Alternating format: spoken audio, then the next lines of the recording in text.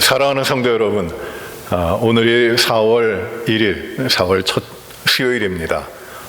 어려운 이 시간을 우리가 지내고 있습니다. 벌써 3월 한 달도 갔고 이제 4월 첫날을 시작합니다. 우리 모든 성도님들이 건강하게 또 하나님이 주시는, 또 하나님이 함께 하시는 그 능력 안에서 주님이 주시는 삶을 건강하게 또 힘있게 살아가시길 바랍니다. 많이 어렵지만 그 어려움 가운데 우리가 지치고 피곤하고 좌절하는 것이 아니라 주님 안에서 새로운 힘을 가지게 되시길 바랍니다. 이렇게 오래 가게 될 줄은 몰랐는데 이 어려운 이 전염병의 시대가 우리에게 닥쳐왔습니다. 또 앞으로 빨리 좀 좋아지고 하나님의 치유의 역사가 곳곳에서 일어나고 많은 두려움과 어려움들 또 위험한 일들이 다 물리쳐지고 정말 우리가 일상적으로 편안하게 주님을 마음껏 예배하고 섬기는 그런 날이 빨리 이루어지기를 바라고, 정말 우리가 이 코로나 바이러스로 인한 시간 가운데 얼마나 소중한 것들을 그동안에 우리가 예배드리고 또 우리가 그 쉽게 교회 나오고 또 하나님을 찾고 성도님들과 함께하고 하나님을 찬양하고 그 말씀을 보았고 그 날마다 작은 것 같지만은 그렇게 믿음의 삶을 살아왔던 것이 그토록 소중하고 그토록 아름답고 또 그토록 귀한 것이라고 하는 것을 우리가 더 깨달아 가게 됩니다. 참 하나님이 우리의 모든 삶을 도우시고 또 이 질병을 치유하시고 이 땅을 치유하시고 하나님이 또 새롭게 하시는 역사가 곳곳에 일어나게 되기를 바라고요. 우리 모든 성도님들도 건강하게 또 믿음 가운데 훌륭하게 또 지내시길 바랍니다. 또 비즈니스가 많이 어려워요. 또 일터가 어렵습니다. 어떤 우리 성도님들은 아예 비즈니스를 닫아야 하고 일하지 못하시는 분들도 있고 또 일하시는 곳 가운데서 떠나셔야 되는 쉬셔야 되는 그런 일들도 있습니다. 시간이 줄여지기도 하고요. 참 어렵습니다. 또 일하는 사람들이 함께 일하던 사람들이 나오질 못해서 참 그 모든 일을 감당해야 되는 그런 어려운 일들도 이렇게 생기는 것을 봅니다. 우리 모든 분들이 또 격려하시고 또 이러한 어려운 때를 또 잘 이겨나갈 수 있도록 주 앞에서 힘쓰고 나가시는 우리 모든 분들이 되시길 바랍니다. 우리 기도하시면서 오늘 수요 예배 믿음을 세우는 말씀의 시간을 우리 가지겠습니다. 기도하십시다. 은혜로우신 아버지 하나님 감사합니다. 이제 4월을 시작합니다.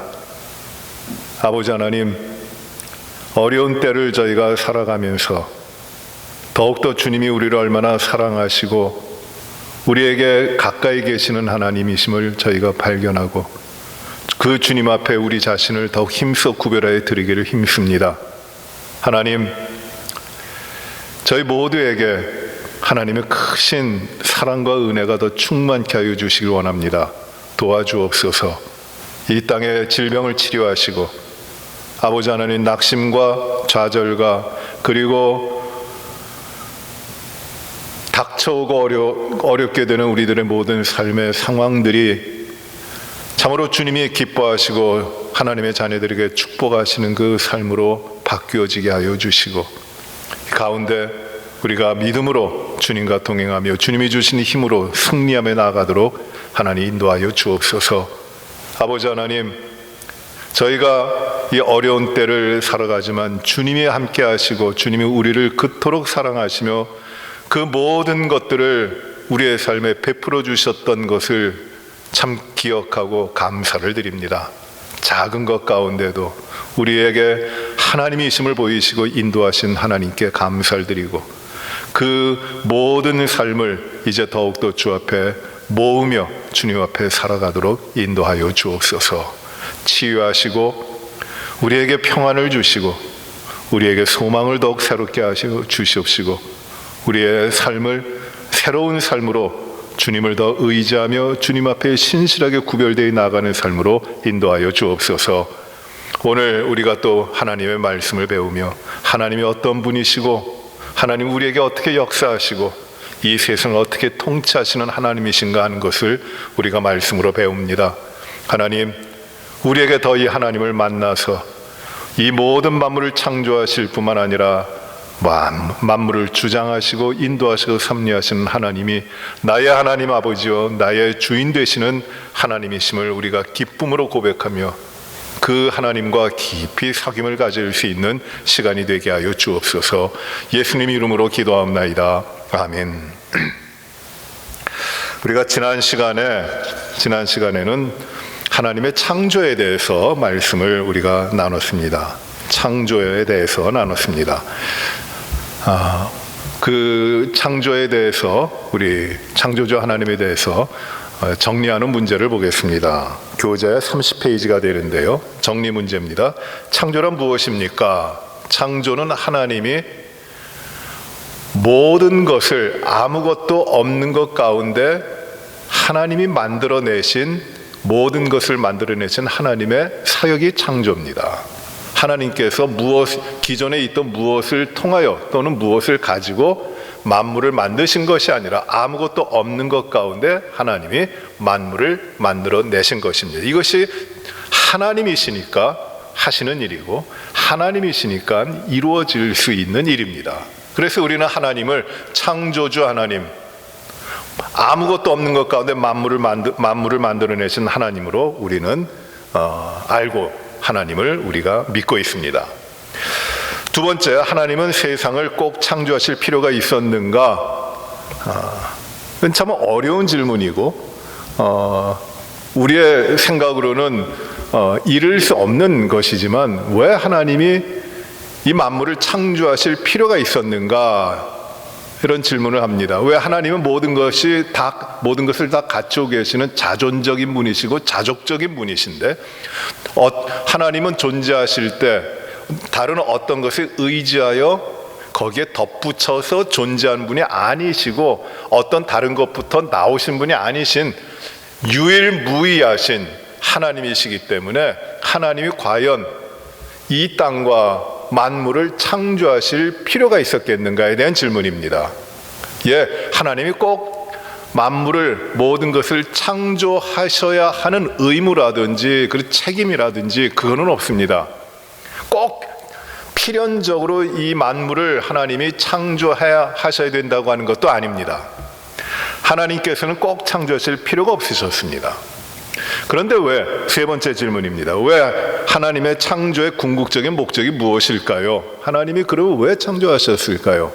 우리는 알지는 못하지만 이 성경에 기록된 증거하고 있는 말씀을 통해서 볼 때는 하나님이 창조하신 목적은 하나님의 기쁨을 가지시기 위하여 하나님이 영광을 받으시기 위하여 이 만물을 창조하신 것입니다. 네 번째, 하나님의 영광의 궁극적 목적이란 무엇을 의미합니까? 하나님이 영광 받으신다는 것이 궁극적 목적이라는 것이 무슨 의미냐 하면은 모든 창조를 통하여 하나님이 기뻐하시고 하나님이 영광을 받으시는데 하나님이 영광 받으시는 것이 궁극적 목적이지 그것을 통해 사람이 영광을 받는다거나 또는 하나님의 다른 것이 영광을 받는다는 것이 아니라는 뜻입니다. 어떤 사람들은 이렇게 이야기합니다. 이 만물을 창조하신 하나님이 창조하신 이유는 창조의 최고의 최고봉인 창조의 궁극적인 최고봉인 마지막 창조가 되는 우리 인간들이 기뻐하고 인간들이 행복하게 살도록 하기 위하여 만물을 창조하셨다, 이렇게 이야기하기도 합니다. 그러나 한편으로 의미가 있는 것 같지만 이건 성경의 가르침이 아닙니다. 인간이 행복하게 되기 위하여 만물을 만들어 창조하신 것이 아닙니다. 하나님 한 분만이 창조하심으로 말미암아 하나님 한 분만이 영광 받으시고 하나님 한 분만이 기쁨을 얻도록 가지시기 위하여 창조하신 것입니다.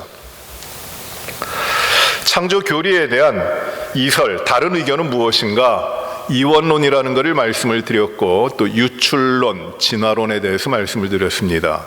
이원론은 두 개, 선과 악이라고 하는 두 개의 원리가 있어서 그 가운데 있는 것이다. 창조가 이루어졌다. 또 유출론은 하나님으로부터 모든 것이 하나씩 이렇게 빠져나오듯이 유출되었다, 나왔다, 흘러나왔다, 그렇게 이야기하는 것입니다. 그런데 이 유출론은 굉장히 심각한 문제를 가져옵니다. 모든 것이 하나의 근원으로부터 다 이렇게 흘러서 나와 유출되었다면은 악이라든지 죄라든지 이 좋지 못한 모순이라든지 이런 모든 것들도 그 궁극적인 하나님으로부터 다 나오게 됐다는 것밖에 되지를 않습니다. 그 유출론도 이것은 철학적인 의견이지 신플라토니즘의 생각이지 성경의 가르침이 아닙니다. 또 진화론은 그 과학적인 논증이라고 하지만 이 종의 그 계통적인 발생이 나온다고 하는 것이 하나의 과학적인 논증으로 이야기되지만 그것도 진화론도 하나의 가설입니다. 진화론도 성경에서는 그렇게 말씀하지 않습니다. 창조되었지 진화된 것이 아니에요. 그래서 그런 이설들이 있고 오늘날에도 더 많은 이설들이 있습니다. 그러나 성경은 분명히 하나님이 만물을 창조하신 것으로 말씀하고 있습니다. 천사는 어떤 존재입니까? 천사는 영적 존재이면서도 피조물이고 하나님 만드신 피조물이고 영적 존재이며 살과 육이 없지만 때로는 그 형상을 가지고 나타나기도 합니다. 그리고 우리 인간보다 뛰어난 존재임은 확실합니다. 그런데 성경에 나타난 천사의 부류에 대해서 말을 하라고 되어 있는데 천사의 부류는 그룹이라고 하는 천사가 있고 스랍이라고 하는 천사도 나타납니다. 이사야 6장에 나타나고요. 그리고 또 이름으로 나타나는 천사는 가브리엘 천사가 있고 미가엘 천사가 있습니다. 그것은 교재를 참고해 보시면 좋겠습니다. 천사가 하는 일이 무엇인가? 천사가 하는 일은 하나님의 명령을 전달하고 하나님의 뜻을 전달하며 그리고 성경 많은 부분에서 보는 바와 같이 하나님을 찬양하고 하나님의 보좌 앞에서 하나님을 찬양하며 하나님을 섬기고 시종드는 자들이 이 천사들입니다. 또 하나님의 뜻을 전달하고요. 또 하나님이 택하신 백성들을 보호하고 인도하고 지키고 그 성도들의 삶을 하나님의 백성들의 삶을 안전하게 이끌어 나가 하나님께서 이루시는 삶으로 들어가도록 이끌고 동행하는 자들이 이 천사들입니다. 10번입니다. 악한 천사가 있음을 어떻게 알 수 있습니까? 성경에 기록되어 있고요. 성경에 악한 천사에 대한 기록들이 있고 타락한 천사, 교만하여 타락하여 하나님과 동등하게 되려고 교만해진 천사들, 그래서 자기의 위치를 떠난 천사들에 대한 이야기를 말씀을 하고 있습니다. 11번입니다. 악한 천사는 처음부터 악하게 창조되었는가? 그렇지 않습니다. 그러나 그들이 하나님을 배반하고 교만해졌습니다. 12번입니다. 창세기의 날은 지금의 하루와 같은가? 지난 시간에도 이 부분을 굉장히 강조해서 말씀드렸는데 하나님이 천지를 만물을 만드실 때 첫째 날부터 여섯째 날까지 만드시고 일곱째 날 쉬셨습니다. 첫째 날, 둘째 날, 일곱째 날 이렇게 날이라는 말을 쓰는데 이것이 day, 영어로 말하면 day, 하루라는 말입니다. 하루. 그런데 이 하루라는 창세기에 기록된 이 하루의 날이 오늘날 24시간과 같은 시간이겠는가에 대한 질문입니다. 어떤 사람들은 그 날을 창세기에 나타난 날을 한 시대다, one period라고 생각하는 사람도 있습니다. 단지 24시간의 첫째 날이 될 수가 없다는 거죠. 둘째 날도 24시간이 아니라 한 시대, 그것이 몇 천 년, 몇 만 년이 될지 모르지만 그런 시대라고 이야기하고 있습니다. 그런데 성경의 기록을 우리가 잘 보시면은 그 날은 하나님께서 여섯째 날까지 만물을 창조하시고 일곱째 날에 쉬셨는데 그 일곱째 날이라는 말하고 여섯째 날, 첫째 날, 둘째 날 그때 쓴 날이라는 말하고 동일한 말이에요. 분명히 일곱째 날은 안식일로서 하나님이 쉬신 날입니다. 24시간의 날이에요. 동일하게 쓰고 있고요. 굳이 오늘날의 24시간과 다른 날들이다, 그 길이가 다르다라고 이야기할 그런 근거는 충분치 않습니다. 6일의 창조의 순서를 말하라고 되어 있는데 그것은 여러분 창세기 2장과 3장을 보시고요. 그리고 우리 교재를 보시면 잘 나와 있습니다. 14번 진화론과 창조론을 비교하라. 진화론과 창조론은 완전히 다릅니다. 오늘날 진화론이 대세를 이루는 것 같지만 그것은 성경의 가르침이 아니고 그 자체가 진리가 아닙니다. 그것 하나의 가설입니다. 그러나 하나님은 창조주 하나님이 못하실 것이 없으신 하나님이 만물을 창조하셨습니다. 그것이 성경의 가르침이고 우리가 믿는 믿음의 내용입니다. 그러면 오늘 10번째 시간입니다. 10번째 시간으로 오늘 우리가 다뤄야 될 부분은 하나님의 섭리라고 하는 부분입니다. 하나님의 섭리, providence. 우리가 providence라는 말을 영어로 씁니다. 그 말은 섭리라는 말인데 하나님이 함께 하셔서 일을 이루어 나가신다라고 하는 뜻입니다. 하나님이 우리의 삶에 들어와 이끌어 가시고 이루신다고 하는 그 의미의 말이 providence입니다. 그게 섭리예요. 섭리가 우리가 참 크게 이루어지는 것이 섭리라고 생각하는데 이렇게 생각해 보세요. 하나님의 모든 것을 창조주 하나님, 삼위일체 하나님이 모든 것을 작정하셨습니다. 하나님이 정하셨어요.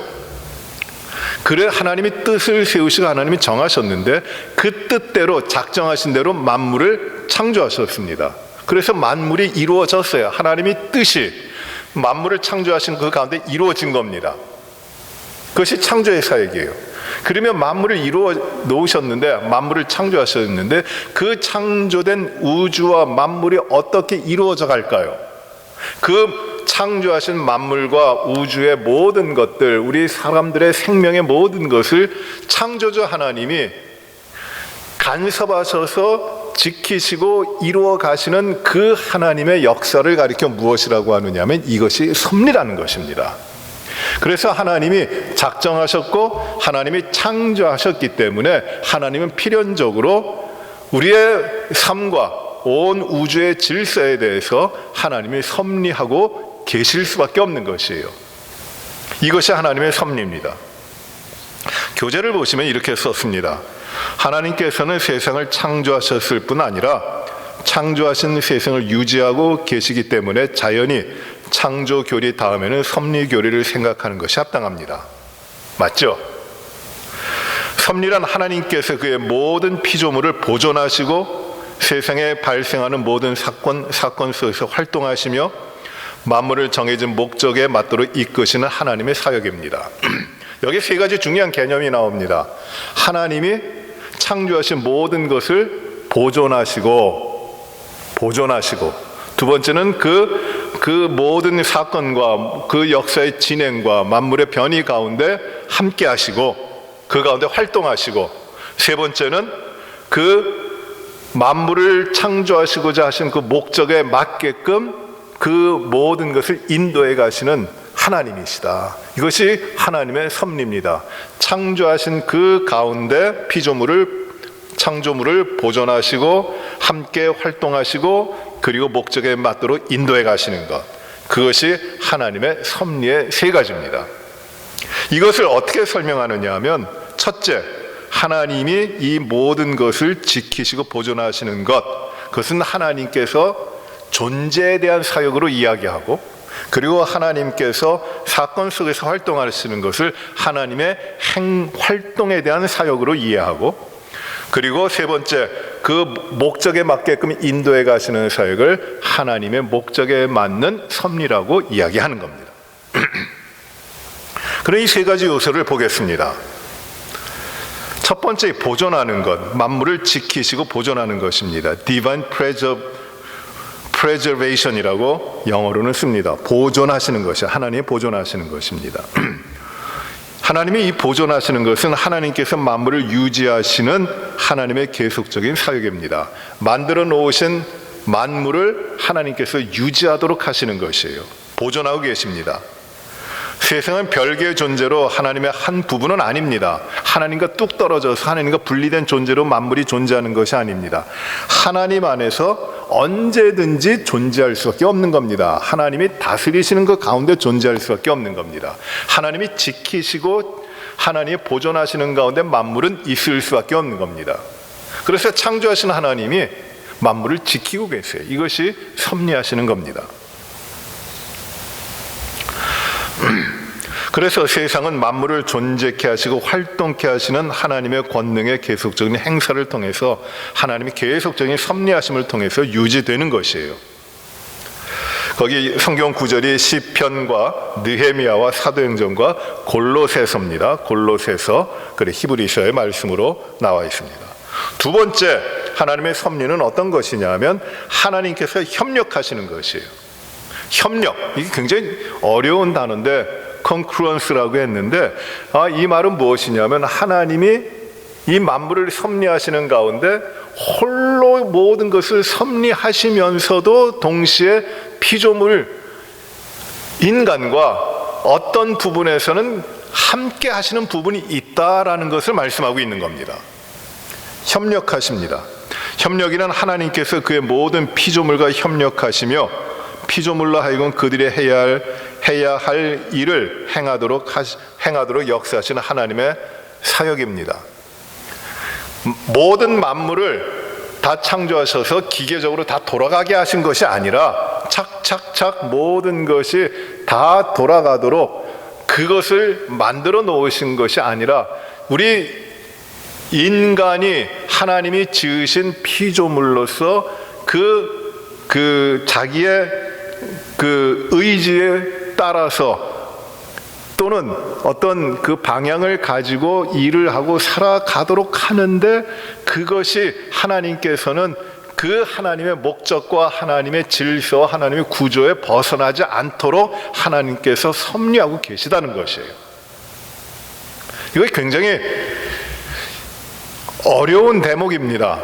하나님은 만물을 창조하셨기 때문에 모든 것을 다 기계적으로 착 만들어놔서 조금 더 흔들림이 없이 모든 것을 진행해 나가시는 것이 아닌가, 그것이 맞는 것이 아닌가, 우리는 그렇게 생각할 수도 있는데 그렇지가 않다는 거죠. 하나님은 만물을 만드셨을 뿐만 아니라 만물 안에서의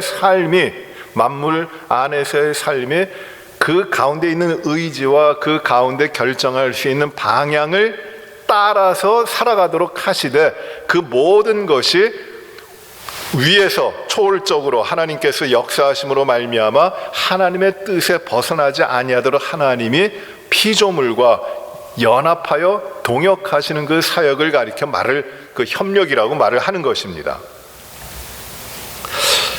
여기 이런 설명을 했죠.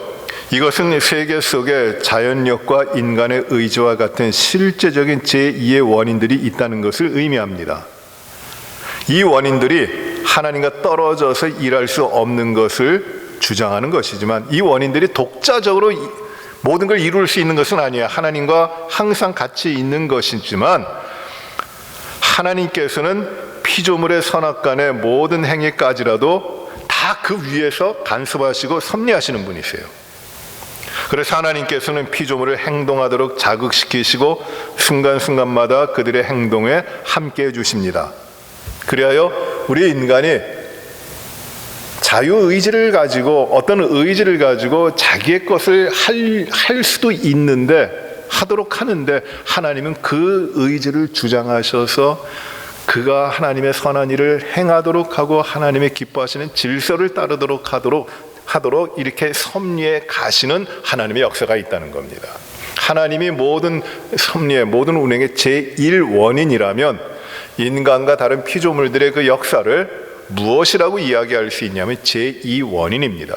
그러나 이 제1원인과 제2원인이라고 한다 할지라도 하나님께서는 제1원인 되신 하나님께서 모든 것을 다 주관하여 행하실 수 있지만 그러나 허용적으로 이 사람들 또 피조물들의 제2원인으로서의 삶을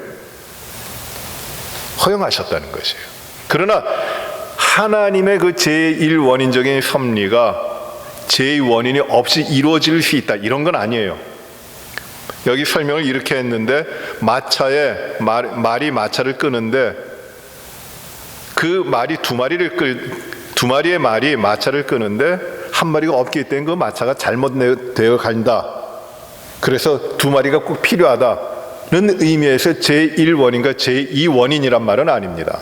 하나님은 모든 것을 다 하실 수 있는 섭리하시는 하나님이신데 인간의 어떤 피조물의 그 행위의 의지와 그것까지도 같이 협력하여 일을 하신다는 것이에요. 하나님의 섭리의 방법입니다. 우리는 이것을 참 많이 경험을 해요. 우리들의 삶에서 얼마나 하나님이 우리를 무시하지 아니하시고 우리들의 결정과 우리의 의지와 우리들의 모든 행함까지도 허용해 주시는 거지만은 그러나 이 모든 것을 통하여 하나님이 기뻐하시는 뜻을 이루어 가시는 것이죠. 이게 하나님의 섭리입니다. 이걸 협력이라고 명칭을 했어요. 협력이라고 하는 사역입니다. 세 번째 사역은 어떤 것이냐면 통치입니다. 하나님이 다스리심이에요. 통치란 하나님께서 만물을 그들의 존재하는 목적에 맞도록 다스리시는 하나님의 계속적인 활동입니다. 하나님이 작정하셨어요. 그리고 하나님이 창조하셨습니다. 그리하여 만물의 삶이 이루어지길 시작을 했어요. 그런데 하나님이 만물을 창조하신 목적이 있는데 하나님은 그것을 그냥 창조하시고 내버려 두신 것이 아니라 피조된 하나님 만드신 모든 창조물들이 하나님이 창조하신 목적에 맞게끔 존재하고 행하여 가서 결국 그 목적에 이를 수 있도록 하나님께서는 다스리신다는 것이 이게 하나님의 통치라는 겁니다. 하나님의 통치. 통치는 군림한다고 하는 의미로서가 아니라 목적에 맞게끔 이끌어 나가시는 하나님의 주권적인 역사가 통치입니다. 하나님은 성경에서 우주의 왕, 우주의 통치자, 다스리시는 왕으로 표현되어 있습니다. 하나님은 그가 다스리시는 피조물의 성질에 맞도록 자신의 법칙을 적용시키십니다. 즉 육체적 세계의 통치와 영적 세계의 통치는 다릅니다. 하나님의 통치는 우주적이며 가장 무의미한 것까지도 포함하며 얼른 보기에 우연적인 것까지도 하나님이 통치하시는 것이고 인간의 선악간의 모든 행위까지라도 하나님의 통치에 들어있는 것입니다. 모든 것이 하나님의 통치 안에 있어서 결국 하나님의 한 목적적인 목적에 맞게끔 모든 것을 이루어 가신다는 거죠. 이것이 하나님의 통치입니다. 우리 주님께서도 이렇게 말씀하셨죠. 참새가 아버지 하나님의 뜻에 의하지 아니하고는 그 참새가 떨어지지를 못하는 것이에요. 모든 것을 다스리시는 것입니다. 들에 핀 꽃을 보라. 수고하지도 않고 길쌈하지도 않고 돌보는 자도 없지만 아버지 하나님이 키우신다. 하나님이 모든 것을 다스리시고 통치하신다는 것이에요. 무엇을 위하여 통치하시는가? 하나님이 세우신 뜻을 이루기 위하여 가신다는 겁니다. 이것이 하나님의 통치입니다. 그래서 우리가 하나님에 대해서 공부하면서 하나님이 어떤 하나님이신가? 삼위일체 하나님을 배웠어요. 그리고 하나님이 어떤 분으로 성경에 기록되어 있는가도 배웠어요. 그런데 이 하나님이 어떻게 역사를 하셨는가를 우리가 아주 중요한 부분을 보면서 첫째로 본 것이 무엇이냐면 하나님의 작정입니다. 하나님이 모든 것의 뜻을 세우셨다. 두 번째, 하나님의 창조예요. 하나님이 뜻을 세우시고 하나님이 만드셨어요. 창조하셨어요. 그래서 만물이 하나님의 목적에 맞게끔 존재하게 됐습니다. 세 번째, 오늘 배운 것인데, 오늘 다루는 것인데 그것은 무엇이냐면 하나님의 섭리입니다. 하나님이 세우신 작정하신 뜻대로 그 목적대로 그리고 하나님의 그 목적에 맞게 창조하신 것을 이제 그 목적에 맞게끔 이 창조된 모든 것들이 되어져 가도록 섭리하시는 하나님이시라는 것이에요. 그래서 일관됩니다. 그것이 하나님의 섭리예요. 그러면 이 하나님의 섭리에 대해서 다른 의견을 가지고 있는 사람들이 있어요. 성경의 가르침이 아닌 어떤 철학적인 가르침이나 과학적인 지식이라고 하는 것에 기반을 두고 생각하는 사람들이 있습니다. 첫 번째, 많은 이견들이 있는데 대표적인 것을 말씀을 나눕니다. 첫 번째는 자연신론이에요. 자연신론, 데이즘이라고 하는 이런 철학적인 부류입니다. 이 자연신론은 자연과학주의적인 경향에서 이루어진 것인데 17세기, 18세기 영국의 그 경험주의의 바탕을 둔 그 데이빗 휴메의 철학에 의해 가지고 많이 발전된 겁니다. 그래서 나중에 실증주의로 오면서 검증되지 않은 것들은 진리가 아니다라고 하는 명제까지도 나오는데, 이 모든 것을, 자연주의는 모든 것을 합리적인, 인간의 합리적인 이성과 측정할 수 있는 것들에 의해 가지고 이 진리라고 받아들이는 것이에요. 그래서 이 당시의 철학자들, 과학주의 시대의 철학자들은 대개 수학자들입니다. 그런데 여기서 이 하나님의 창조에 대해서 어떻게 이야기하는가? 분명히 그 당시에 교회에 영향이 있기 때문에 하나님이 창조하셨다는 것은 그들이 이미 선입적으로 받아들이고 있었습니다. 그런데 이 창조를 어떻게 변형을 시켰냐면, 어떻게 이해를 했느냐면은, 하나님이 만물을 창조하셨다. 온 우주 만물을 창조하셨다. 그런데 이 온 우주 만물이 완전했다. 완전하신 하나님 완전히 창조하셨다. 그래서 조금도 착오가 없이 완전하게 잘 돌아가도록, 착오 없이 돌아가는 온 우주가 되었대요. 완전히 기가 막힌 가장 완벽한 기계가 하나 만들어졌다는 것이에요. 이것이 하나님의 창조라는 겁니다. 그러면 이 완전한 우주를 창조하는 하나님은 어떻게 했는가? 리타이어 하셨다는 것이에요. 이제 간섭하지 않는다는 것입니다. 간섭하지 않아요. 왜? 이 하나님이 창조하신 것이 완전하니까, 고장날 일이 거의 없으니까. 그래서 하나님은 멀리 떠나 계신 하나님이라는 겁니다. 창조주 하나님이시지만 은퇴하셨다는 것이에요. 재밌죠? 그런데 사람들이 이 땅 가운데 그 하나님의 완전한 창조물 가운데, 피조세계 가운데 살다가 보니까 이 완전하다고 생각했는데 완전하지 않은 일들이 일어나는 겁니다. 고장이 나는 거예요. 생각지도 못한 일들이 일어납니다. 완전한 기계지만 어떤 하자가 생기는 것이에요. 문제가 납니다. 그래서 이 기계가 제대로 작동을 하질 않아요. 가령 태풍이 분다든지, 산불이 난다든지, 어떤 자연재해가 온다든지, 아니면 사람들의 질병이 나는 거예요. 이거 완전하질 않아요. 그러면 하나님이 창조하신 이 완전한 세계가 어떻게 되는가? 이 작은 문제, 이런 하자가 있기 때문에 그때 어떻게 하느냐? 사람들이 창조주를, 하나님을 찾는 거예요. 그때 하나님이 불러옵니다. 그러면 하나님이 와서 고장난 부분을 고쳐주고 또 나가는 거예요. 이것이 자연신론입니다. 하나님은 그래서 어떤 하나님이냐 하면 서비스맨처럼 되어버렸어요. 그렇게 이해합니다. 하나님은 존재할 필요가 없어요. 단지 어떤 때 하나님이 필요하냐면 문제가 생겼을 때만 하나님은 들어오면 된다는 겁니다. 이게 자연신론이 가지고 있는 필연적인 결과예요. 그러니 섭리는 어떻게 됩니까? 하나님이 창조하셨지만 이 완전한 창조물을 놔두고 리타이어해서 필요할 때만 고장났을 때만 오는 하나님이라고 생각을 하니까 섭리는 들어가질 않아요. 모든 것이 자연적으로 잘 작동하고 있다는 겁니다. 그래서 우리들의 삶, 인간의 삶 가운데 하나님이 개입하실 필요도 없고 하나님이 인도하실 필요도 없는 겁니다. 자연신론에 따르면 단지 어떤 때 문제가 생길 때만 하나님이 있으면 된다는 것이에요. 고쳐만 주면 된다는 겁니다. 이거 잘못된 겁니다. 성경은 절대 그렇게 가르치질 않아요. 그 다음에 범실론적인 개념이 있습니다. 범실론적인 것은 무엇이냐면 세상과, 이 물질적인 세상과 하나님과의 구별을 하질 않아요. 같이 봅니다. 이 만물이 신이라는 거예요. 만물에 신이 있다는 겁니다. 여기도 신이 있고 저기도 신이 있다는 겁니다. 이 범신론이 거의 모든 그 종족들 가운데 있는 그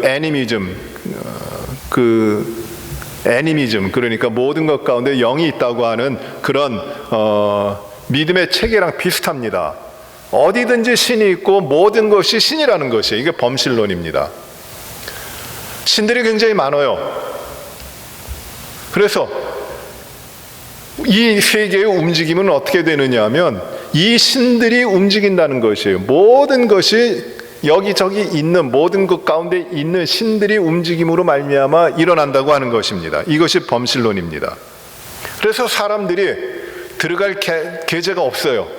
신들만이 운행을 합니다. 거기에 사람들은 신들을 따라가야 된다는 것이에요. 여기에도 신이 있고 저기에도 신이 있습니다. 우리나라에도 예전에 사람들이 이렇게 생각을 했죠. 뭐 안방에 가면은 어떤 신이 있고 부엌에는 어떤 신이 있고 뭐 여러 신들이 집안에 있는 것을 이야기했습니다. 그래서 그 부엌에는 성주 단제를 모셔놓기도 하고 거기에 이제 복을 빌고 쌀을 모아놓고 뭐 이러고 그 있는 곳마다 신주를 모셔놓고 또는 부적을 달면서 신을 찾아 나갔던 것이에요. 그러나 범신론은 맞질 않아요. 모든 것에 신이 있는 것이 아니고 또 모든 것이 신이 아니에요. 성경은 하나님의 말씀은 그렇게 가르치질 않아요. 창조자 하나님만 계시는 분이시고 모든 것을 하나님께서 다스리시고 섭리하십니다. 그럼 오늘 마지막으로 그러면 비상섭리, 일상적인 하나님이 늘 하시는 그런 섭리가 아니라 비상섭리가 있는가? 비상섭리가 무엇이냐면 기적이라고 하는 것이 있는가라는 것입니다. 기적. 비상섭리 또는 기적은 초자연적인 하나님의 역사입니다. 하나님이 만물을 창조하신 그 질서와 그 움직임을 하나님이 일상적인 움직임을 넘어서 역사하시는 하나님의 비일상적인 섭리를 가리키는 것이에요. 이것이 가능한 것인가? 우리 사람들의 중재가 없이, 즉 사람과 하나님이 역사하시는데 그 사람들의 협력이 없이 하나님이 완전히 독립적으로 하나님께서만 이렇게 하시는 이 비상적인 섭리가 있는가, 기적이 있는가라는 문제입니다. 기적은 없다 하는 사람들이 있습니다. 그것은 기적이라고 보여지는 것이 우리 사람들의 인식과 사람들의 그 이해의 폭이 아직까지 한계가 있기 때문에 그것이 기적이라고 보이는 것이지 분명히 다른 원리가 있을 것이라고 이야기하는 사람들도 있습니다. 또 어떤 사람들은 기적이라고 하는 것은 도무지 일어날 수 없는 것이다 이야기합니다. 받아들이질 않습니다. 그러나 우연적으로 일어나는 것을 우연적으로 이렇게도 되고 저렇게도 된다고 하는 것에 대한 것은 아닙니다. 기적은 있어요. 왜 기적이 있느냐 하면 만물을 섭리하시는 하나님이 작정하시고 창조하시고 섭리하시는 하나님이 섭리하시는 가운데 사람들의 제2 원인이 되는 사람들을 뛰어넘어 가지고 비상적으로 특별하게 하나님이 개입하셔서 하나님께서 역사하시는 그 섭리가 비상적인 섭리가 있는 것이에요. 우리는 부정하지 않습니다. 성경도 그것을 부정하지 않습니다. 통상적으로 하나님께서는 하나님이 창조하신 그 질서 가운데서 일하십니다. 분명해요. 그 창조의 질서대로 하나님이 가십니다. 그런데 하나님은 아주 특별할 때, 아주 비상할 때 하나님께서는 그 창조하신 질서를 뛰어넘어서 섭리하시는 것이죠. 개입하십니다. 그 가운데. 그렇다고 하나님의 질서를 깨트리시는가? 그건 아니에요. 그 질서를 깨트리시고 질서를 무시하시는 것이 아니라 그 질서 가운데 질서적으로 초월적으로 하나님께서 개입하고 계시는 거죠.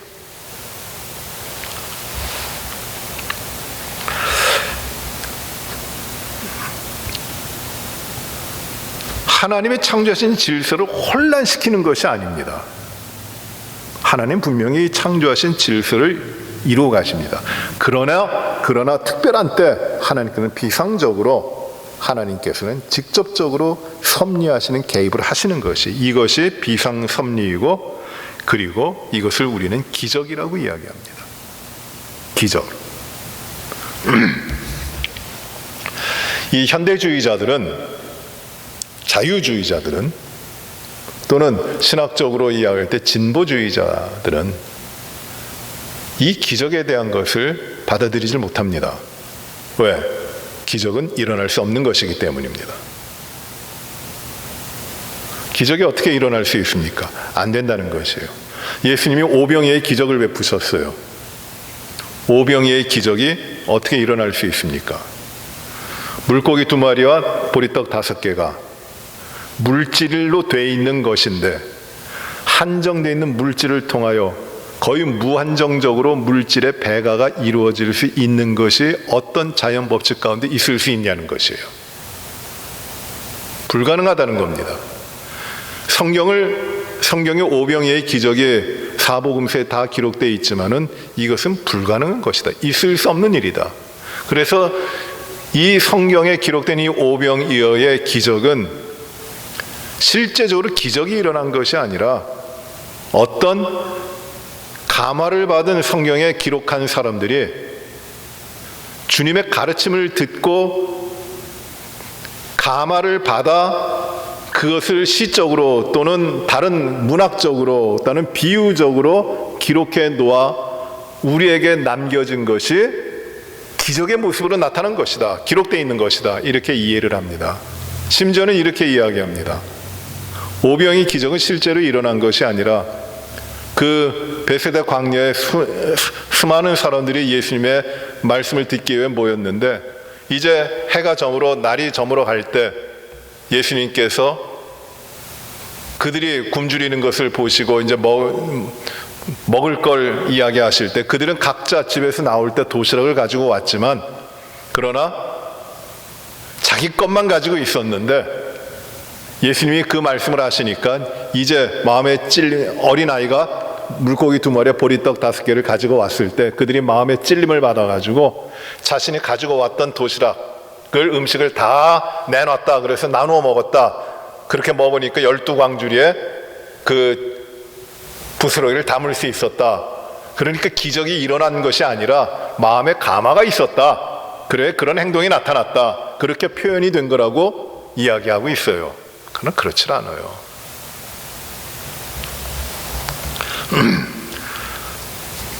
성경에 기록되어 있는 많은 기적들이 있습니다. 이 자유주의자들, 진보주의자들은 이 기적을 받아들이질 않아요. 왜냐하면 이 비상섭리, 하나님께서 질서를 깨뜨리시고 들어오신다고 하는, 질서를 넘어서 들어오신다고 하는 걸 받아들이지 못하고 그것이 합리적인 것이 아니고 인간의 이성의 한계 가운데서 포획될 수, 이해될 수 있는 것이 아니기 때문에 그걸 받아들이지 않습니다. 예수님 물 위를 걸으셨다? 어떻게 가능한가? 중력의 법칙이 반드시 있는 것인데 이 중력의 법칙을 거스를 수 있는가? 안 된다는 거예요. 그래서 예수님이 그 배가 깨져가는 위험 가운데 풍랑이는 바닷 가운데서 고생하고 있는 제자들을 보시고 작은 배를 타고 그 배 곁으로 제자들에게 다가오시는데 제자들이 보고 너무 기쁜 나머지 예수님이 다가오시는 것을 보고 무엇이라고 이야기했냐면 예수님 물 위를 걸어오신다 이렇게 표현을 했다고 생각을 합니다. 그렇지 않아요. 비상섭리는 반드시 있습니다. 하나님이 역사하십니다. 여러분 이걸 아셔야 돼요. 하나님이 만물을 창조하시는 하나님이시기 때문에 창조주 하나님이시고 창조주로서 모든 걸 다스리시는 하나님이시기 때문에 질서를 유지해 가시는 것도 당연한 거지만 그 질서를 초월해 역사하시는 것도 당연한 겁니다. 하나님이 만물을 창조하시는 하나님으로 그 일상적으로 질서를 유지하시고 만물을 유지하시는 것도 하나님의 기가 막힌 역사예요. 그것이 우리에게 큰 은혜입니다. 하나님의 통치하심이 얼마나 감사한 일입니까?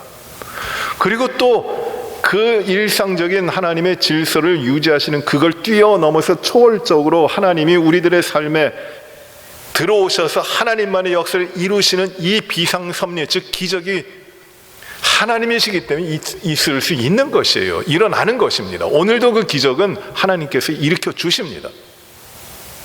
없는 것이 아니에요. 인력의 법칙, 만유인력의 법칙이 있음에도 불구하고 주님은 승천하시고 또 물 위를 걸어가십니다. 사람이 생명이 다하여 장사되었다가 그 몸이 썩어가는 가운데 있을지라도 모든 것 없는 전적인 아무것도 없는 것 가운데 만물을 창조하신 하나님, 진흙을 빚어 사람을 만드신 하나님께서 죽은 자도 살리시는 그 기적을 비상섭리를 하시는 것이에요. 그것이 하나님의 목적에 맞기 때문에, 하나님의 뜻이 거기에 있기 때문에 하나님이 그런 역사를 이루십니다. 우리가 이 기적에 대한 것을 너무 기적에만 이 비상섭리면 우리의 신앙을 맞추고 그것만이 일어나기를 바라는 것도 문제 있어요. 왜냐하면 이 기적만큼 기적보다 더 귀중한 하나님의 그 역사가 무엇이냐, 우리의 삶을 일상적인 이 창조의 질서 가운데 우리를 살아가도록 하시는 것, 우리에게 그것을 주신 것이 큰 은혜예요. 그 하나님의 큰 섭리입니다. 그런데 우리가 이 비상섭리, 기적이 없다, 그런 건 믿을 수 없다 하는 것은 잘못된 겁니다. 성경을 보세요. 얼마나 수많은 기적들이 그 성경 가운데 있습니까? 저도 하나님이 나의 삶을 이루시고 나의 삶을 주관하시고 나의 삶을 인도하시는 초월적인 전능하신 하나님이시기 때문에 제 삶에도 일어난 기적들이 참 많아요. 결코 일상적이지 않는 일들이 하나님의 뜻 가운데서 하나님의 기뻐하심을 쫓아 하나님의 백성들에게 그 믿음의 공동체 가운데 일어나고 있는 것입니다. 이것이 하나님의 섭리하시는 방법이에요. 이 방법을 가리켜 무엇이라고 합니까?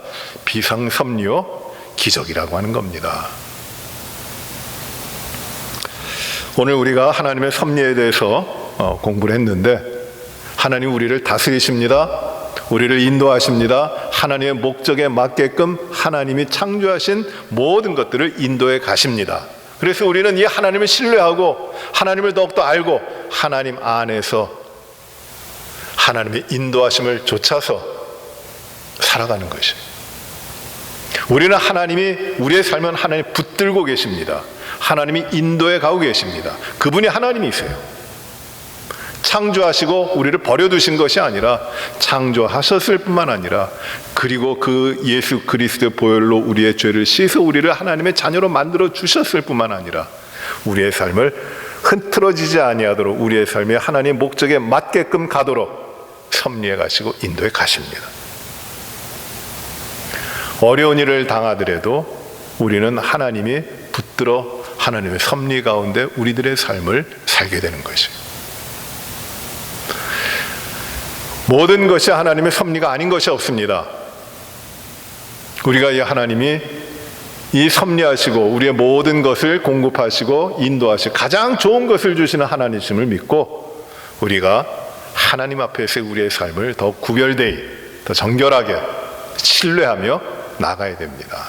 하나님은 우리의 모든 삶을 섭리하시는 귀하신 하나님이시기 때문이에요. 우리 믿음을 더 굳세게 하시는 우리 모든 분들이 되시기를 바랍니다. 기도하십시다. 은혜로우신 아버지 하나님 감사합니다. 만물의 온 우주를 작정하시고 그리고 창조하신 하나님이 창조된 세상과 만물 그리고 우리 모든 사람들의 삶을 섭리하고 계시는 것을 저희가 말씀을 통해서 오늘 봅니다. 하나님, 섭리하시는 하나님이 우리를 위해 창조하신 모든 것을 보존하시고 하나님이 영광 받으시며 그리고 우리의 삶이 하나님의 뜻의 목적에 맞도록 우리를 지도하시고 함께 하시고 인도해 가시고 통치하시는 하나님이심을 저희가 믿고 감사를 드리고 하나님 앞에 우리들의 삶을 모으며 살아갑니다. 또 우리의 어려움과 우리의 두려움과 우리의 힘이 없어 우리가 감당하지 못하는 것들을 뛰어넘어 하나님이 비상적으로 기적으로 역사하시는 그 섭리의 하나님이심을 우리가 또 믿습니다. 주님, 우리의 삶이 늘 하나님의 창조의 역사 가운데 주님의 뜻을 따라 살아가게 하여 주시옵시고, 언제나 변하지 아니하고 행하시고 계신 하나님의 섭리의 역사가 우리 가운데 늘 경험되게 하시고 그 가운데 우리의 삶을 이루어가도록 인도하여 주옵소서. 이 어려운 때, 곤란한 때, 이것이 그저 우연적으로 일어나는 것이 아니라 하나님의 섭리 가운데 일어나며, 그리고 하나님이 더 좋은 것을 이루시기 위한 하나님의 목적을 이루실 것임을 저희가 알고 하나님의 역사를 기다리며 하나님 앞에 순종해 나가는 저희들의 삶을 살게 하여 주옵소서. 예수님 이름으로 기도하옵나이다. 아멘. 하늘에 계신 우리 아버지여, 이름이 거룩히 여김을 받으시오며 나라에 임하옵시며 뜻이 하늘에서 이루어진 것 같이 땅에서도 이루어지이다. 오늘날 우리에게 일용할 양식을 주옵시고 우리가 우리에게 죄 지은 자를 사하여 준 것 같이 우리의 죄를 사하여 주옵시고 우리를 시험에 들게 하지 마옵시며 다만 악에서 구하옵소서. 대개 나라와 권세와 영광이 아버지께 영원히 싸움나이다. 아멘.